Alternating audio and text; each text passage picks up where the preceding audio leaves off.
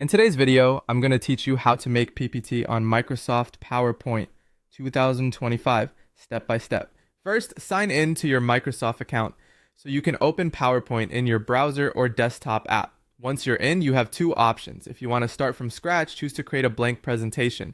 This gives you a clean slate. You'll land on a title slide, click into the title and subtitle placeholders and type your content. Keep your title short and clear, and use the subtitle to add context like a date or a brief description. If you're using the web version, changes save automatically, but it's a good idea to name your file right away so you can find it later. If you're in a hurry and prefer a ready-to-edit design, go to File, then New, and select Browse Templates. Explore the categories to find a style that fits your topic: business, education, reports, and many more. You can preview different options as you browse. When you find one you like, click Create, and PowerPoint will open a new deck with coordinated layouts, colors, and fonts ready for you to customize. With your presentation open, start by editing the title layout. Select the placeholder text and make it yours. Now fine-tune the look.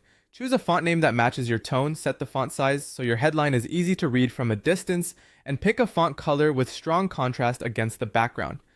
For accessibility, darker text on light backgrounds or light text on dark backgrounds is usually best. Limit yourself to one or two fonts to keep things clean and professional.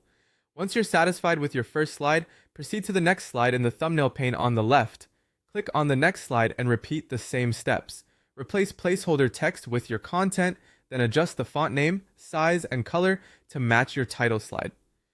Consistency across slides is key. Use the same style so your audience isn't distracted by shifting formatting.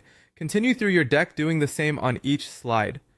Templates often include a variety of layouts, title and content, two-column section headers, so pick the ones that support your message and keep text concise. If anything looks crowded, reduce the font size slightly or break the content across more slides. When you're ready to see how everything flows, go to the top menu and click Present.